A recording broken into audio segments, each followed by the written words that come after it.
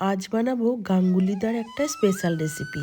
তো নমস্কার সবাইকে, সবাই কেমন আছেন? আশা করছি সকলে খুব খুব ভালো আছেন ও সুস্থ আছেন। আমার নতুন একটা ভিডিওতে আপনাদের সকলকে অনেক অনেক ওয়েলকাম। তো গাঙ্গুলিদার ভিডিও দেখতে দেখতে এই রেসিপিটি চোখে পড়লো আর ভাবলাম ওনার রেসিপির মধ্যে যা কিছু ইনগ্রিডিয়েন্টস উনি ব্যবহার করেছেন সব কিছুই আমার কাছে অ্যাভেলেবেল আছে। তো চলুন এটা আজকে বাড়িতে বানিয়েই ফেলি। তো প্রথমে একটা ফুলকপিকে ছোট ছোট টুকরো করে কেটে রেখেছিলাম, সেটাকে একবার নর্মাল জল দিয়ে ধুয়েছিলাম। আর এখন ফুলকপির মধ্যে পরিমাণ মতো লবণ দিয়ে গরম একদম ফুটন্ত জল দিয়ে দিলাম, দিয়ে 10-15 মিনিট এরকম ঢাকা দিয়ে রেখে এখন এগুলোকে আমি তুলে নেব জল থেকে। আর এই ফুলকপির মধ্যে একটুও যেন জল না থাকে। ফুলকপির মধ্যে ফুটন্ত গরম জল দেওয়ার কারণে ফুলকপিটা কিন্তু 20% মতো সফট হয়ে যাবে। আর এর সাথে সাথে ফুলকপিতে অনেক সময় পোকা থাকে, বা এখন চাষের কারণে অনেক সময় রাসায়নিক অনেক কিছু ব্যবহার করা হয়, কীটনাশক বগেরা, তো সেইগুলো অনেকটা দূর হয়ে যাবে ওই গরম জল দিয়ে ধুয়ে নেওয়ার কারণে। তো দেখুন ফুলকপিটা আমি একটা পাত্রের মধ্যে নিয়ে নিলাম। এরপর এক এক করে সমস্ত উপকরণগুলো দিয়ে দেব। তো প্রথমে আরও সামান্য একটু লবণ দিয়ে দিলাম, তারপর দিয়ে দেবো হলুদের গুঁড়ো, লঙ্কার গুঁড়ো, সামান্য একটু চাট মশলা, স্বাদের ব্যালেন্সের জন্য 1 চামচ পরিমাণ চিনি। এটা আপনারা চাইলে কিন্তু স্কিপ করতে পারেন, আর ভালো লাগলে দিতে পারেন। আর দিয়ে দেব 1 চামচ মতো আদা রসুন কাঁচা লঙ্কা বাটা, দিয়ে সব কিছু আগে ভালোভাবে মিশিয়ে নেব।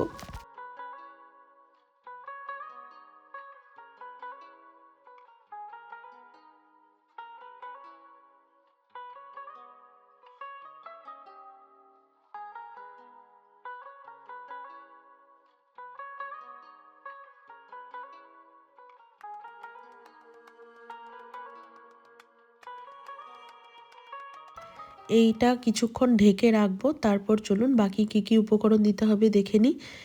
এবার দিয়ে দিলাম বড় চামচের 1 চামচ পরিমাণ বেসন, আর ওই চামচটারই 2 চামচ পরিমাণ চালের গুঁড়ো। তো চালের গুঁড়ো যদি না থাকে তাহলে আপনারা এই জায়গাতে কর্নফ্লাওয়ারও ব্যবহার করতে পারেন। দিয়ে এগুলো একটু জলের ছিটা দিয়ে দিয়ে খুব ভালো করে ফুলকপির সাথে মিশিয়ে নিতে হবে।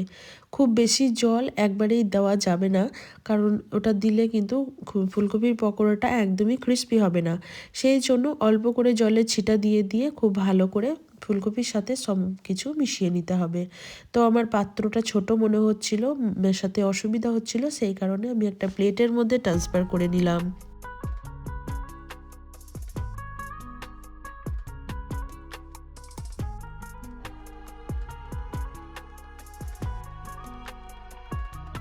তো আমার মেশানো কমপ্লিট হয়ে গেছে, এখন এটাকে সাইডে রেখে দেবো। এখন গ্যাসের ওভেনে একটা কড়াই বসিয়ে দিয়েছি, কড়াইয়ের মধ্যে দিয়ে দিলাম পরিমাণ মতো সাদা তেল।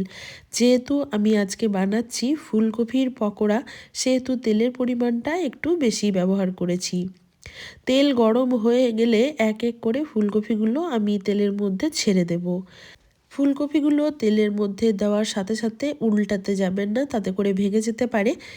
1 থেকে 1.5 মিনিট মতো অপেক্ষা করব, তারপরে আমি খুন্তির সাহায্যে এগুলো উল্টে পাল্টে ভেজে নেব। এই সময় গ্যাসের স্টিমটা আমি মিডিয়াম টু লোতে করে দিয়েছিলাম। 2 থেকে 3 মিনিট সময় ধরে ফুলকপির পকোড়াগুলো আমি ভেজে নেব। ব্রাউন কালার চলে এলে এগুলোকে আমি উঠিয়ে রাখবো, দিয়ে দ্বিতীয় ব্যাচের ফুলকপির পকোড়াগুলো আবারও ভেজে নেব।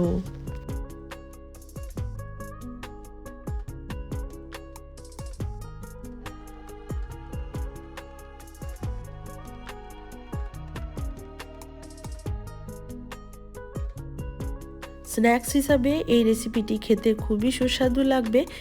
এছাড়াও আপনারা চাইলে দুপুর বা রাত্রে গরম গরম ডাল ভাতের সাথে এই ফুলকপির পকোড়া ভেজে নিতে পারেন, খেতে কিন্তু খুবই সুস্বাদু লাগে।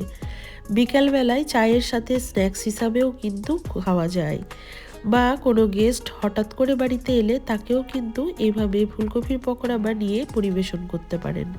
খেতে কিন্তু খুবই ভালো লাগে। আমার পকোড়াগুলো একদিকে ভাজা হচ্ছে, আর আমার ছেলে এই যে খাওয়া শুরু করে দিয়েছে। ওর তো খুবই ভালো লেগেছে এই ফুলকপির পকোড়ার রেসিপিটি।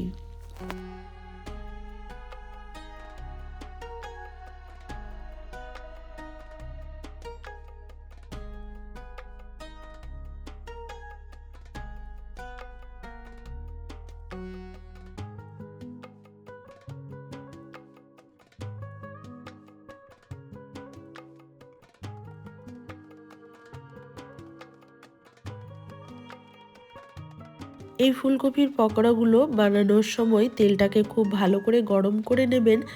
দিয়ে ফুলকপির পকোড়াগুলো তেলে ছাড়ার সাথে সাথে কিন্তু গ্যাসটা একদম কমে দিয়ে দেবেন, না হলে ফুলকপিগুলো কিন্তু ভালোভাবে সেদ্ধ হবে না বা ক্রিস্পি হবে না।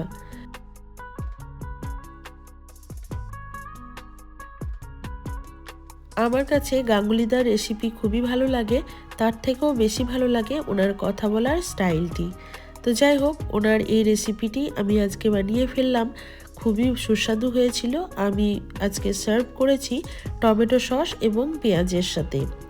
তো কেমন লাগলো বন্ধুরা আজকে আমার এই রেসিপিটি, অবশ্যই একটা কমেন্ট করে জানাবেন, ভালো লাগলে একটা লাইক করবেন। সবাই ভালো থাকবেন, সুস্থ থাকবেন, আবারও দেখা হবে নেক্সট কোনো ব্লগ বা ভিডিওর সাথে। আজকের মতো এই পর্যন্তই বন্ধুরা, টাটা।